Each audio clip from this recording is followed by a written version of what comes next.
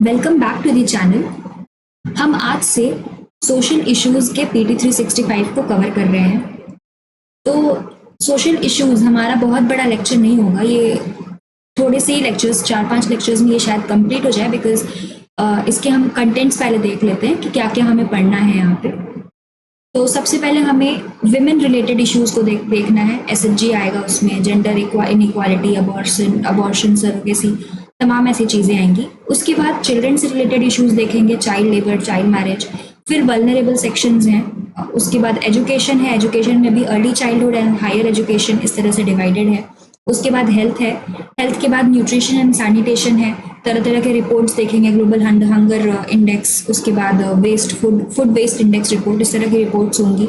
उसके बाद जो ऑर्गेनाइजेशन न्यूज़ में बनी रही हैं साल भर, उनके बारे में है, UN women, UNICEF, world food programme, ICPD, इस तरह की यूनिवर्सिटीज। उसके बाद कुछ मिसलेनियस टॉपिक्स हैं, live in relationships, draft national sports policy और अदर इंपॉर्टेंट न्यूज प्रोजेक्ट और कुछ न्यू स्कीम्स जो न्यूज़ में रही हैं।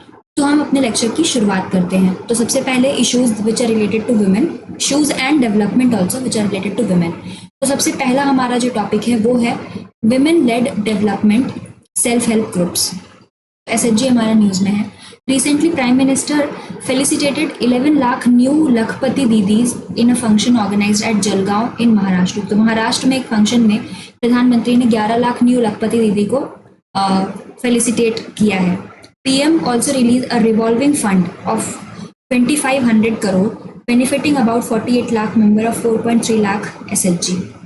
तो 2500 करोड़ का रिवॉल्विंग फंड भी रिलीज किया गया है। ये रिवॉल्विंग फंड क्या होता है? It is a permanent fund mechanism to accelerate the process of internal lending and to inculcate the habit of thrift and credit among the SHG members and build their institutional capacities. Lakhpati Didi की बात करें तो ये जो initiative है ये 2023 में launch किया गया था। इट एनेबल्ड 3 करोड़ लखपति दीदी, 3 करोड़ लखपति दीदी इसका टारगेट था। It is one of the outcomes of Deen Dayal Antyodaya Yojana, National Rural Livelihood Mission, DAY NRLM के नाम से हम जानते हैं, under the union ministry of rural development. तो रूरल डेवलपमेंट के लिए जो मिनिस्ट्री है उसके अंदर ये आता है। और किस योजना के अंदर है? दीनदयाल अंत्योदय योजना। लखपति दीदी इज एसएचजी मेंबर, तो वो सेल्फ हेल्प ग्रुप की मेंबर होती हैं who earns an annual household income of 1 lakh और more calculated for at least 4 agricultural season.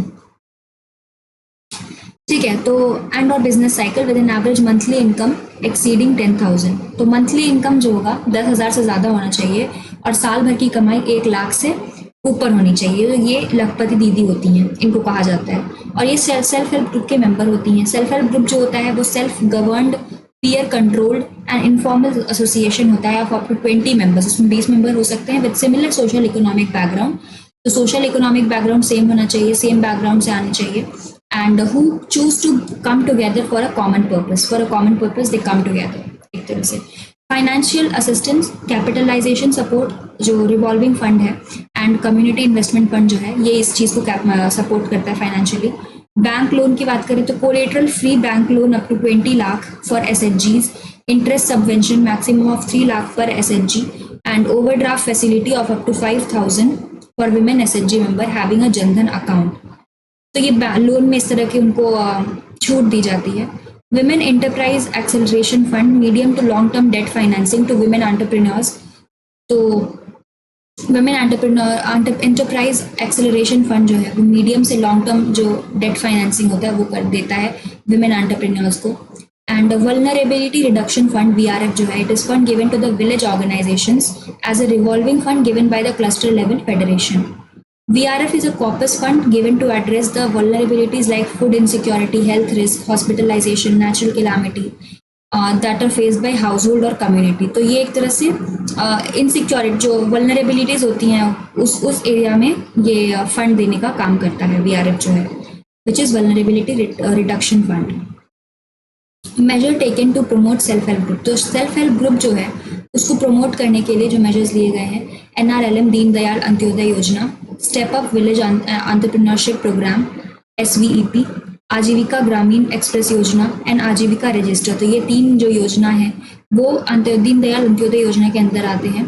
ये और उसके बाद एसएचजी बैंक लिंकेज प्रोग्राम जो है वो by NABARD and financial inclusion of SHG. तो नबार्ड के द्वारा ये किया जाता है बैंक लिंकेज प्रोग्राम, और इसमें एसएचजी को फाइनेंशियल इंक्लूजन में सपोर्ट मिलता है।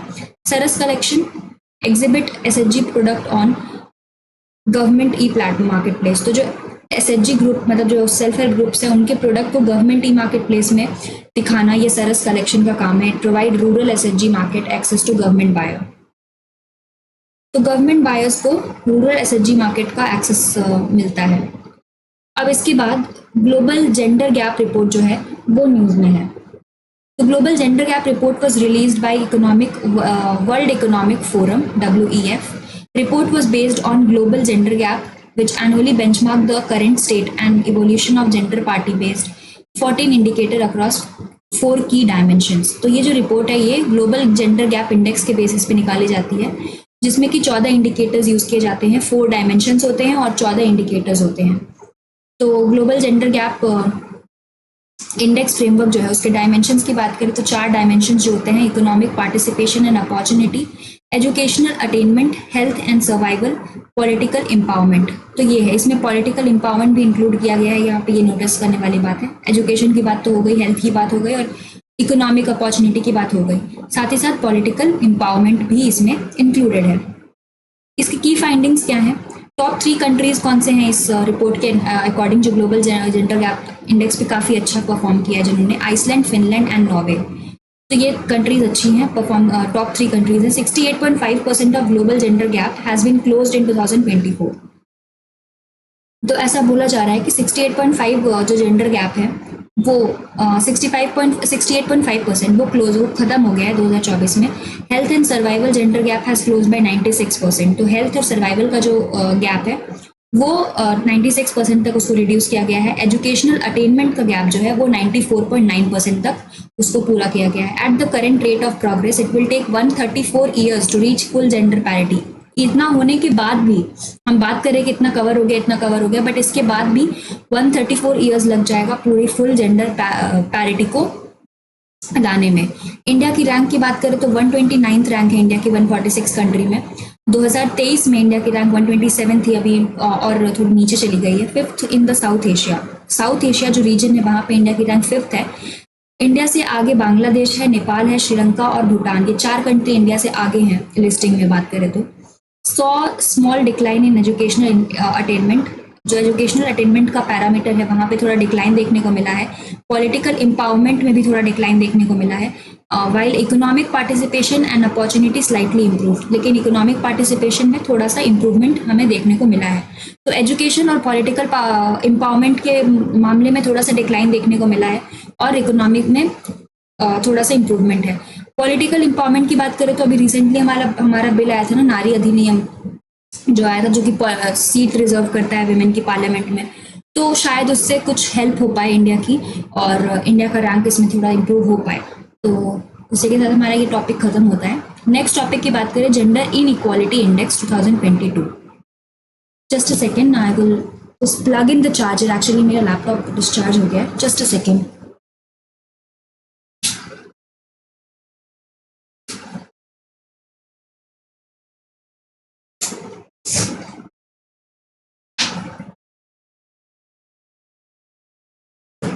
यस, तो हम बात कर रहे थे जेंडर इनइक्वालिटी इंडेक्स 2022 की।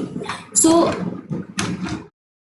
This index was release by United Kingdom Development Programme UNDP के द्वारा ये रिपोर्ट इंडेक्स निकाली गई है। In their human development report 2023-2024 breaking the gridlock reimagining cooperation in polarised world. ठीक है, तो GII स्कोर क्या है? It ranges from 0 where women and men fairly equal. अगर 0 है यानी कि वुमेन और मेन इक्वल टर्म्स पे हैं, दे आर इक्वल। और अगर 1 है where one gender fares as poorly as possible, तो उसमें फिर इनइक्वालिटी है। अगर 1 है तो इनइक्वालिटी है, 0 है तो इक्वालिटी है in all measured dimensions. Lower the GII score lower has the gender inequality. अगर GII स्कोर आपका कम है, ऑब्वियसली अगर 0 हो गया तब तो आप बेस्ट, आपके यहाँ सब इक्वालिटी पे हैं। अगर ज़्यादा है तो इनइक्वालिटी ज़्यादा है। तो इंडिया जो है, इंडिया 108th रैंक पे आता है 193 कंट्रीज़ में 2022 के इंडेक्स के अकॉर्डिंग। और 2021 की जो रिपोर्ट थी उसमें 122nd रैंक थी इंडिया की, अभी इंप्रूव हुई है काफ़ी, 108 पे आ गया इंडिया। टॉप रैंक कंट्री की बात करें तो डेनमार्क, नॉर्वे एंड स्विट्जरलैंड, ये 3 कंट्री टॉप कंट्रीज रही हैं। जेंडर इन इक्वालिटी इंडेक्स की बात करें तो female gender index and male gender index जो है, तो फीमेल में हम देखते हैं female reproductive health index and female empowerment index and female labour market index. तो रिप्रोडक्टिव हेल्थ में मैटरनल मोर्टेलिटी रेट हम देखते हैं MMR, एडोलेसेंट बर्थ रेट, और फीमेल एम्पावरमेंट इंडेक्स में female population with at least secondary education and female share of parliamentary seats. और female labour market में क्या देखते हैं, female labour market participation rate. तो विमेन कितना लेबर मार्केट में, मतलब कितना नौकरी कर रही हैं, कितना एम्प्लॉयड हैं, वो यहाँ से पता चलता है एक तरह से लेबर मार्केट इंडेक्स से। एम्पावरमेंट में देखती हैं कि सेकेंडरी एजुकेशन कितना है फीमेल्स के पास में, सेकेंडरी एजुकेशन के बाद, और पार्लियामेंट्री सीट्स जो है वो कितना उसमें शेयर है इंडिया का। और रिप्रोडक्टिव की बात, रिप्रोडक्टिव हेल्थ इंडेक्स में MMR रेशियो देखा जाता है और एडोलेसेंट बर्थ रेट देखा जाता है। अब मेल जेंडर इंडेक्स की बात करें तो मेल एम्पावरमेंट इंडेक्स है, mail population with at least secondary education. तो एम्पावरमेंट में यहाँ पे मेल का भी सेम ही चीज़ है कि देखा जाता है कि कितने लोगों ने सेकेंडरी एजुकेशन कर रखी है, male share of parliamentary seat and parliament में कितने सीट्स हैं। तो it is same, female empowerment and male empowerment index are same. Male labour market participation rate, जो मार्केट में कितना वो पार्टिसिपेट कर रहे हैं, तो दैट वे। तो डायमेंशन क्या क्या दिखा है यहाँ पे, health empowerment and labour, health empowerment and labour. Related news क्या है यहाँ पे, alliance for global good, gender equity and equality. It is global collective of governments, industry and development organisation to bring together global good practices, knowledge sharing and investment in the field of women health, education and enterprise. तो ये दुनिया भर की जो organisations हैं और governments हैं, industries हैं, वो एक तरह से ये प्रैक्टिस को करना चाह रही हैं जिसमें कि नॉलेज शेयर करें, इन्वेस्टमेंट करें विमेन के सेक्टर में, विमेन के हेल्थ, एजुकेशन, एंटरप्राइज के लिए। तो इसको डावोस में 2024 में इसको लॉन्च किया गया था with the endorsement of WEF, world economic forum and India ने भी इस चीज़ को इंडोर्स किया था। It is born out of G20 leaders declaration, 2024 में ये निकल करके आया है, alliance for global good, gender equity and equality. It is supported by Bill and Melinda Gates foundation and anchored by CII Center for Women Leadership with the WEF as network partner and Invest India as an institutional partner. Sexual harassment of women at workplace. Recently, Justice Hema Committee report revealed exploitation, sexual harassment of women in the Malayalam film industry, highlighting the persistent issue of sexual harassment of women at workplace. तो मलयालम की film industries में women के साथ में मतलब exploitation हो रहा है, सेक्सुअल हरासमेंट हो रहा है। ये एक रिपोर्ट में सामने आया है जो कि जस्टिस हेमा कमेटी की रिपोर्ट थी। तो sexual harassment of women at work place prevention, prohibition and redressal जो एक्ट था, पॉश एक्ट जिसको कहते हैं 2013 का, वो क्या है उसके बारे में जानते हैं। It aims to prevent and address incidents of sexual harassment of women at their workplace and provide a mechanism for redressal of complaints related to such harassment. तो इसका ये है कि आप विमेन के साथ में जो हरासमेंट हो रहा है उसको आप प्रिवेंट करो, उसको एड्रेस करो, और ये जो कंप्लेंट्स आ रहे हैं उसको आप रिड्यूस कर पाओ। Define sexual harassment in the line with the Supreme Court's definition in the Vishakha judgment. तो विशाखा जजमेंट में जो सुप्रीम कोर्ट ने डेफिनेशन दिया था उसी से अपना जोड़ करके यहाँ पे सेक्सुअल हरासमेंट यहाँ पे भी मेंशन किया गया है उसका डेफिनेशन को पॉश एक्ट में। Complaints committee provide for internal complaint committee ICC and local complaint committee LCC। दो कमेटी हैं, internal complaint committee and local complaint committee, to handle complaints of sexual harassment. ICC LCC की बात करें to be set up at each office, या हर office या branch में होना चाहिए उस ऑर्गेनाइजेशन के जहाँ पे 10 या 10 से ज़्यादा एम्प्लॉय हैं। तो यही कंडीशन है कि अगर आपके पास 10 से या उससे ज़्यादा एम्प्लॉयज़ हैं तो आपको ये दोनों ब्रांच बनानी पड़ेंगी। कंपोजिशन क्या होता है, प्रिसाइडिंग ऑफिसर होगा एक women employed at senior level at the work place from amongst the employee. तो एक सीनियर लेवल पे जो विमेन है उनको यहाँ पे प्रिसाइडिंग ऑफिसर के तौर पे बनाया जाता है। Member not less than 2 member from amongst the employee, 2 member से कम नहीं होने चाहिए, minimum 2 members, and laws not less than half of ICC member shall be women. तो आधी मेंबर तो कम से कम विमेन होनी ही चाहिए, उससे कम नहीं। एक्सटर्नल मेंबर की बात करें तो फ्रॉम एनजीओ और association committed to cause of women और person familiar with the issue related to sexual harassment, तो एक एक्सटर्नल मेंबर भी वहाँ पे होता है। इसका टर्म जो होता है इस जो एलसीसी और आईसीसी की बात हमने करी, तो वो 3 साल का होता है। Minimum of 3 members of the ICC including the presiding officer are to be present for conducting the inquiry। 3 member inquiry के टाइम पे होने चाहिए। लोकल कंप्लेंट कमेटी की बात करें, ये डिस्ट्रिक्ट लेवल पे होता है जो कि गवर्नमेंट के द्वारा बनाया जाता है। for the complaint from unorganized sector or where ICC has not been constituted, तो जहाँ ICC नहीं होता है, internal what is this complaint committee, okay, internal complaint committee जहाँ नहीं होती है वहाँ पे एलसीसी गवर्नमेंट अपना बनाती है डिस्ट्रिक्ट लेवल पे। तो अगेंस्ट द एम्प्लॉयर, तो उस पर आप जाकर के कंप्लेन कर सकते हो। पावर ऑफ आईसीसी एलसीसी की बात करें तो सिविल कोर्ट का पावर है under code of civil procedure 1908 while conducting an inquiry. Other initiative for prevention of sexual harassment, तो विशाखा गाइडलाइन जो सुप्रीम कोर्ट ने 1997 में लाया था, it was laid down by Supreme Court in response to Vishakha versus state of Rajasthan case, तो ये case के बाद ही आए थे। Sexual harassment electronic box, she box जो है एक ऑनलाइन कंप्लेंट मैनेजमेंट सिस्टम है। भारतीय न्याय संहिता 2023 का जो है chapter 5 deals with sexual offences against women and children। Convention on the elimination of all form of discrimination against women, CEDAW, ratified by India in 1993, it recognizes protection against sexual harassment and right to work with dignity as universal human right। अब domestic violence against women जो है वो news में है।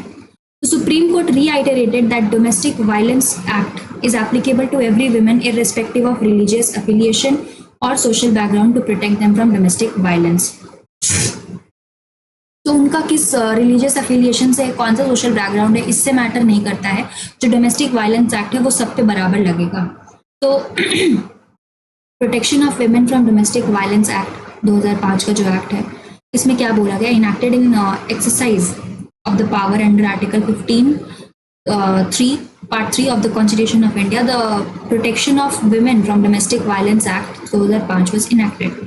Article 15(3) empowers the legislature to make special provision for women and children, तो उसमें women children के लिए स्पेशल प्रोविजन बनाने की बात की गई है। डोमेस्टिक वायलेंस जो होता है इट इंक्लूड्स एक्चुअल अब्यूज और थ्रेट ऑफ अब्यूज, अगर आप धमकी भी दे रहे हो तो वो भी उसी के अंदर आता है, whether physical, sexual, verbal, emotional और इकोनॉमिक। तो इन सेक्टर्स में अगर अब्यूज हो रहा है तो it comes under domestic violence. Coverage all women who may be mother, sister, wife, widow or partners living in shared household। A child is also entitled to relief under the act, तो यहाँ पे एक child भी इसके अंदर cover किया जाता है डोमेस्टिक वायलेंस में। Complaint could be filed against, तो एनी पर्सन हु इज और has been in a domestic relationship with aggrieved women, उनके अगर रिलेशनशिप में है तो उसी को डोमेस्टिक वायलेंस कहेंगे ना, कि वो द पर्सन जो है वो उसके रिलेशन में है, domestic relationship. Supreme Court in 2016 in Hiral P Harsora versus ORS and ORS versus Kusum Narottam Das Harsora and ORS case has struck down the words adult male before the word person।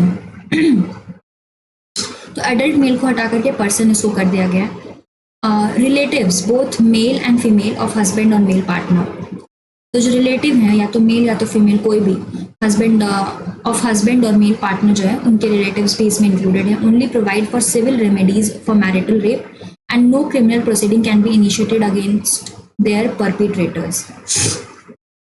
ठीक है, तो civil remedies है marital rape के लिए and criminal proceedings नहीं है, ऐसा इसमें कहा जा रहा है, can be initiated against the perpetrator. Other provision related to domestic violence, इस एक्ट की बात की जा रही है, जो ये एक्ट है डोमेस्टिक वायलेंस का, उसकी बात की जा रही है। उस ये जो मैरिटल रेप से रिलेटेड मैंने भी बताया। Now provisions related to domestic violence, Bharatiya Nyaya Sanhita 2023 का जो आया है, Section 85 and 86 defines and address the issue of cruelty towards women, married women and their husband or relative of the husband। Section 498A of the IPC introduced in 1983 also contained the provisions of to address domestic violence and harassment faced by married women by their husband and his relatives। तो ये बात हो गई हमारी section की, IPC के section की बात हो गई। अब हम नेक्स्ट टॉपिक हमारा है अबॉर्शन। तो ये न्यूज़ में क्यों है? सुप्रीम कोर्ट ने अपना स्पेशल पावर यूज किया under article 142 to permit abortion of 14-year-old minor rape survivor beyond 24 weeks of pregnancy. तो एक 14-year-old माइनर थी जिसके अबॉर्शन की परमिशन सुप्रीम कोर्ट ने दे दी है। ये अब इसलिए न्यूज में रहा है। लीगल फ्रेमवर्क जो है अबॉर्शन का वो क्या है? सेक्शन 88 टू 92 जो है under Bharatiya Nyaya Sanhita 2023 contain provision related to causing the miscarriage of women. तो मिसकैरेज के जो प्रोविजंस है वो इस सेक्शन में दिए गए हैं। Medical termination of pregnancy MTP act 1971 जो है, it provided for the termination of certain pregnancy by registered medical practitioners RMPs. MTP Amendment Act 2021 increased the time period within which abortion may be carried out. तो जो time period है abortion का वो उसको increase किया गया है जो अमेंडमेंट हुआ था उसमें। Medical intervention required gestation period according to MTP act. तो ओपिनियन ऑफ वन डॉक्टर, अगर 20 वीक्स का अगर प्रेगनेंसी है तो एक डॉक्टर की ओपिनियन से आप ये चीज़ करवा सकते हो, अबॉर्शन करा सकते हो। और ये RMP जो है उसके अंदर मतलब registered medical practitioners. Opinion of 2 doctors is required if 20 to 24 weeks की प्रेगनेंसी हो चुकी है। Special category of women as listed in MPP rule 2021। अगर 24 वीक्स के ऊपर हो चुका है तो स्पेशल कंसिडरेशन करना पड़ेगा। Available only on ground of fetal abnormalities और on advice of medical constituted by state and UTs.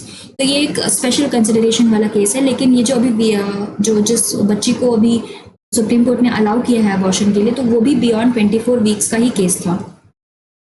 Special category of women permitted abortion between 20 to 24 weeks जो है स्पेशल कैटेगरी। तो इसमें कौन से जो वुमेन आती है स्पेशल कैटेगरी में? सर्वाइवर ऑफ रेप और incest, change of marital status during ongoing pregnancy, risk to life of pregnant women or grave injury to her physical or mental health, risk of abnormalities to child, differently abled women and minors जो इस case में minor थी, pregnancy in humanitarian settings और disaster emergency.